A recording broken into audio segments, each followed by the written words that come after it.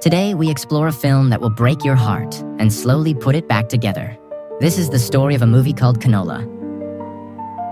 This sweet little girl is named Heiji, and this elderly woman beside her is Heiji's grandmother. She works as a henyo, a traditional sea diver. These women dive deep into the ocean to gather seaweed, shellfish, and other things from the seafloor. Heiji lives with her grandmother on Jeju Island.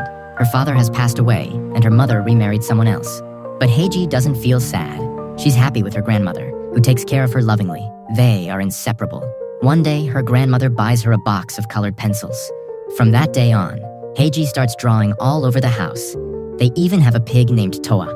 One afternoon, Heiji suddenly asks her grandmother, "Grandma, which is bigger, the sky or the sea?" Her grandmother replies, "The sea is bigger."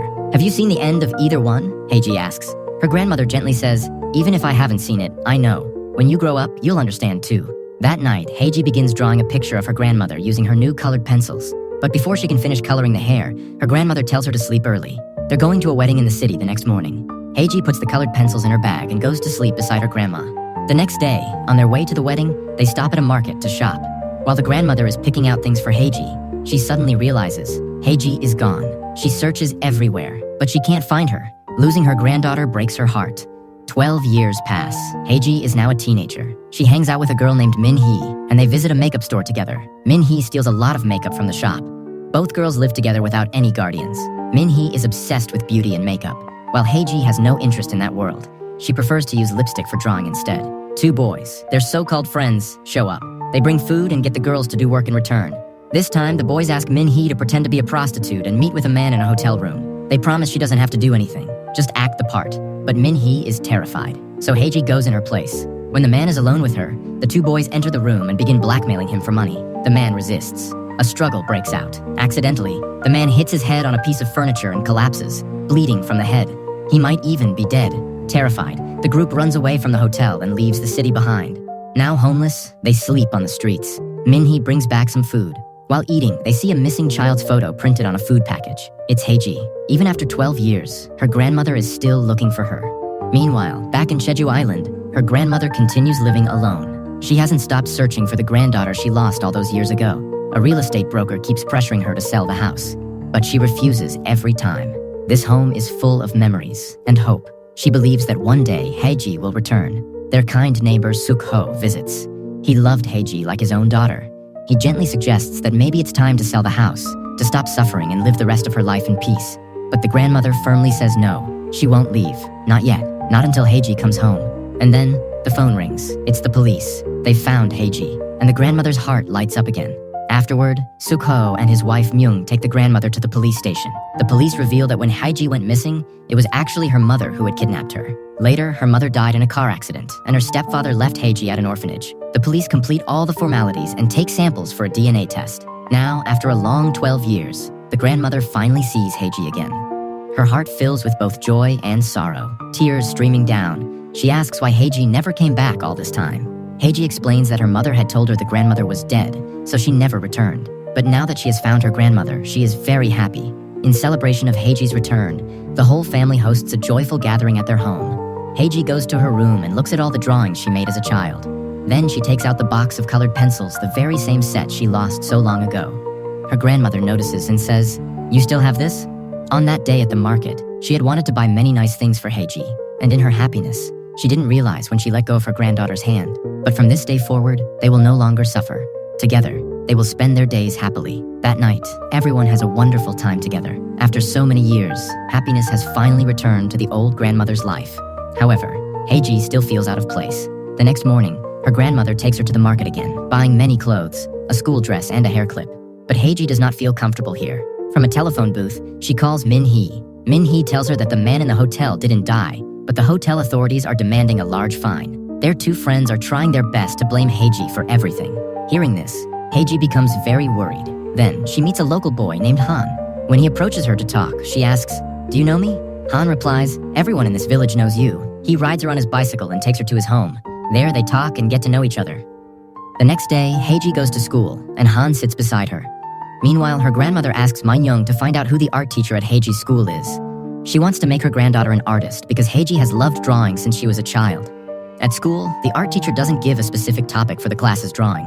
He tells the students to draw whatever they want. While all the students start drawing, Heiji remains blank. The teacher approaches and says, "You can draw whatever you want." But Heiji throws down her pencil and says, "Nothing is coming to my mind. Are you going to ask me to leave the class?" The teacher replies firmly that until Heiji draws something, she must stay seated in the classroom. All the other students finish their drawings and leave, but Heiji is still sitting there with a blank canvas. She has no desire to draw with pencils at all. The teacher says, "You're really stubborn. Go home then." Angrily, Heiji gets up and leaves, but as she steps out, her pencil bag falls, revealing her lipstick. She breaks the lipstick and starts drawing with it instead. Night falls. The teacher asks, "You haven't gone home yet? What are you still doing here?" "I finished my drawing." Feeling upset, Heiji leaves. The teacher notices the amazing picture Heiji made using lipstick and coal. It is late at night, and the grandmother is very worried. When Heiji arrives home, her grandmother says, "Come, let's eat." As they sit down to eat, the grandmother lovingly feeds Heiji her own special steamed rice dish. Though hesitant at first, Heiji eventually eats it. The next day, the art teacher calls Heiji to the school garden to draw. He asks Heiji to sketch a statue there. Heiji, excited, takes out her box of colors, but the teacher tells her to use a pencil instead. Heiji enjoys painting with colors, not sketching with pencils. It doesn't feel the same to her. Meanwhile, her grandmother speaks with Mi-young about Heiji. Since her return, the grandmother has noticed that Heiji is struggling to adjust. She seems uncomfortable with the old house, the outdated bathroom, and everything around her. That's why the grandmother begins thinking about moving into a modern apartment for Heiji's sake.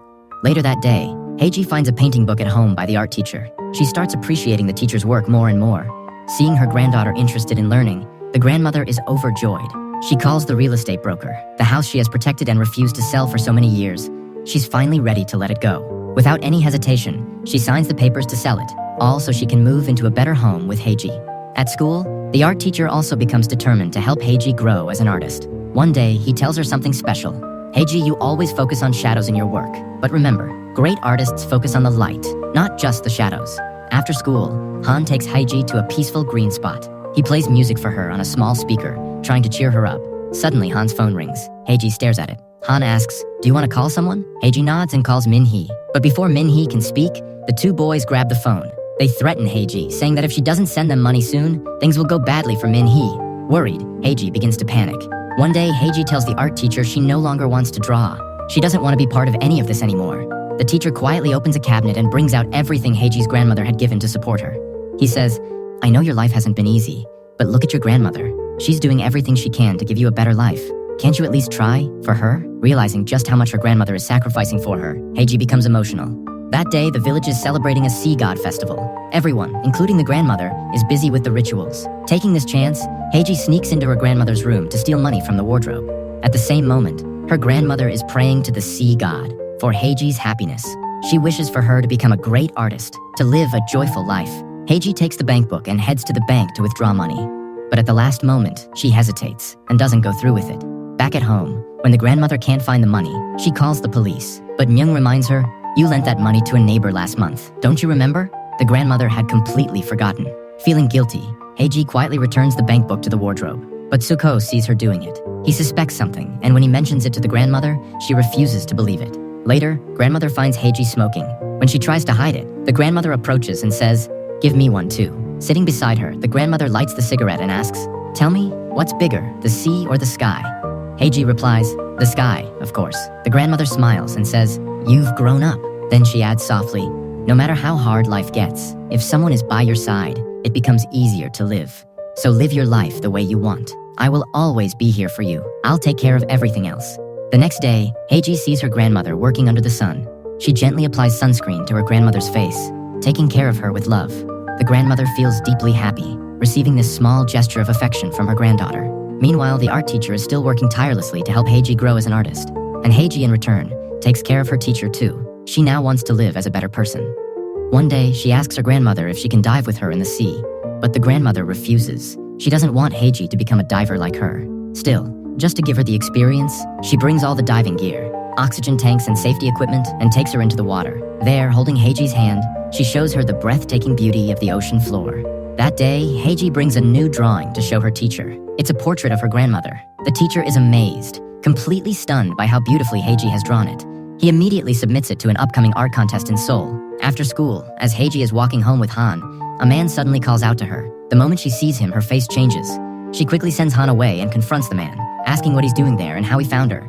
The man is her stepfather, the same one who abandoned her at the orphanage after her mother died. He's come now to ask for money. When Heiji refuses, he threatens to go to her grandmother, but she firmly tells him not to. She says she'll find the money herself, just don't go near her grandmother. That night, Heiji shows the drawing to her grandmother. She's overwhelmed with pride and joy, seeing the love and talent in her granddaughter's work. Later that night, Heiji breaks down in tears. She pulls out the unfinished childhood sketch she once drew of her grandmother, and finally completes it. The next day, Heiji travels to Seoul with her teacher for the art contest. But before going to the venue, she secretly meets her stepfather and gives him money, the same money she had stolen from her grandmother. She tells him to leave her life forever. Then she goes to the contest. But once it ends, her teacher notices. Heiji is gone. In a letter she left behind, she wrote, "Teacher, I've named this drawing Confession. Even now, I still prefer the darkness. The light is not meant for me. So I'm leaving. Please, take care of my grandmother." Meanwhile, Suk-ho arrives at the grandmother's house with the DNA report. According to the results, Heiji is not her biological granddaughter, but the grandmother refuses to believe it. With pain buried deep in her heart, she tells Suk-ho, "I don't accept this." She asks him to leave. Elsewhere, Han feels increasingly uneasy. He keeps thinking about everything and finally decides to call the number Heiji once dialed from his phone. That's how he ends up speaking to Min-hee. Later that night, Heiji meets Min-hee in person. But the two boys show up as well, pressuring her for money. When she can't pay, they begin to beat her. But just then, Han arrives, with the police. It turns out Han had learned everything from Min-hee and brought help just in time. Heiji is taken into custody. Her grandmother rushes to her. With tears in her eyes, she asks, "Are you really not my Heiji? Everyone says you're not, but they're lying, right? You're still my Heiji, aren't you?" And now we finally learn the heartbreaking truth. This girl is not the real Heiji. The police also bring in her father, and the full story is revealed. Years ago, Heiji was taken from the market by her mother. At that time, her mother had another daughter with her second husband, a girl named Yoon. Heiji would cry constantly, begging to return to her grandmother. One day, while in the car, Heiji's mother and her husband were arguing fiercely about why she had brought Heiji back, the financial burden, and more. And then, an accident happened. In that crash, both Heiji and her mother died. The stepfather survived, along with his own biological daughter, Yoon. At the hospital, a representative from the insurance company came and informed them that there was a life insurance policy under Yoon's name. Driven by greed, the stepfather did something unthinkable. He declared Heiji's body as Yoon's and claimed the insurance money. He threatened young Yoon into silence. And from that day forward, even though Yoon was alive, she was declared legally dead. She was forced to live under a stolen identity, as Heiji. Heiji's grandmother weeps bitterly at her real granddaughter's grave. Even after all these years, the joy of getting her back was short-lived. And now, knowing the truth, it's been taken from her again. As for Yoon, she is sentenced to 1 year in prison for hiding her identity and stealing money from the grandmother's house. While in jail, she constantly thinks about Heiji, the real one. How much love Heiji must have received from her grandmother. She remembers how Heiji had once gifted her that beloved colored pencil. All around her, she sees what she has lost. Meanwhile, the grandmother is completely shattered. In her mind, she still hears the voice of little Heiji calling her. One day, the art teacher visits her and says, "Heiji won the Seoul art contest. I've brought her painting for you." The grandmother doesn't want to accept it, but the teacher gently insists, "Heiji learned to paint with light because of you. This is your painting. Please, take a look." The grandmother opens the painting and breaks down into tears. The painting is titled Confession. It shows the grandmother under the sea, holding the hands of two girls. One is the real Heiji, and the other is Yoon. They are floating together toward the light. Though Yoon wasn't her real granddaughter, she saw the grandmother as her own. She had given her a place in her heart. The grandmother weeps deeply. 12 years ago, she lost a granddaughter. And now, after finding a new one, she's lost her too. A year passes. Yoon is released from prison. She now works at a store. One day, Suk-ho comes to see her. He tells her that the grandmother had fallen ill and was moved to a nursing home.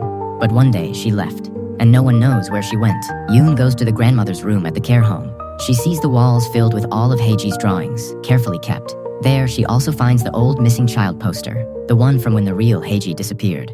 She suddenly understands where the grandmother must have gone. Yoon rushes to the same marketplace, the place where the real Heiji went missing all those years ago.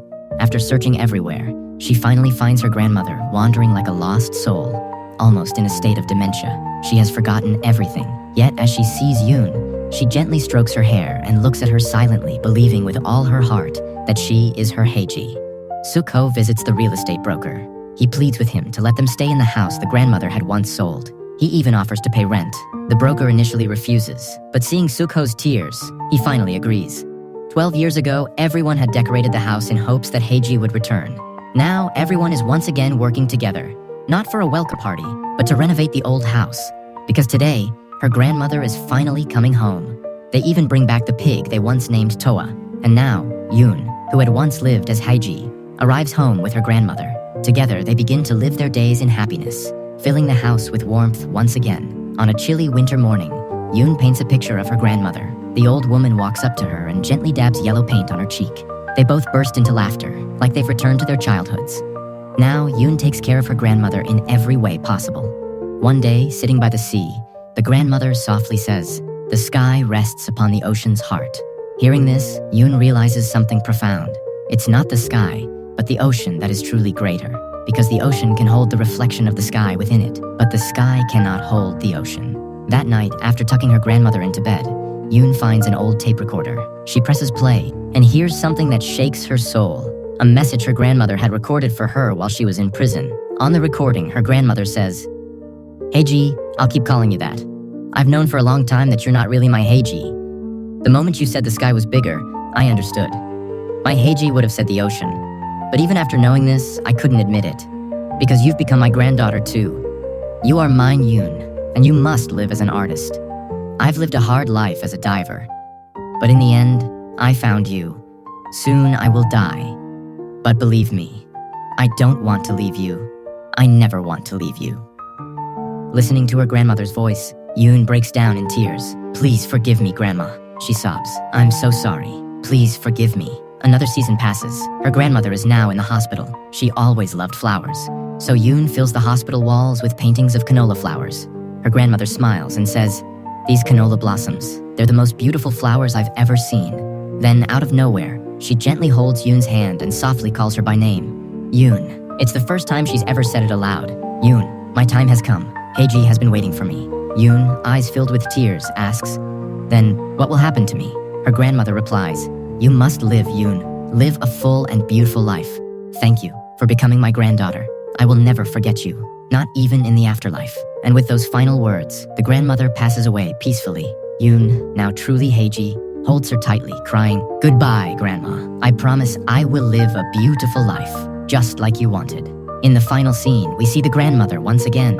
She's happily running through a field of canola flowers, holding hands with her little granddaughter. Now, they are together forever. And then we see Yoon, a grown woman, a successful artist. She's opened her own art gallery. Her paintings are displayed with pride. All her neighbors, her teacher, everyone is proud of who she's become. And that's where the story ends. Thank you for watching. If this story moved you, please like, comment, and share.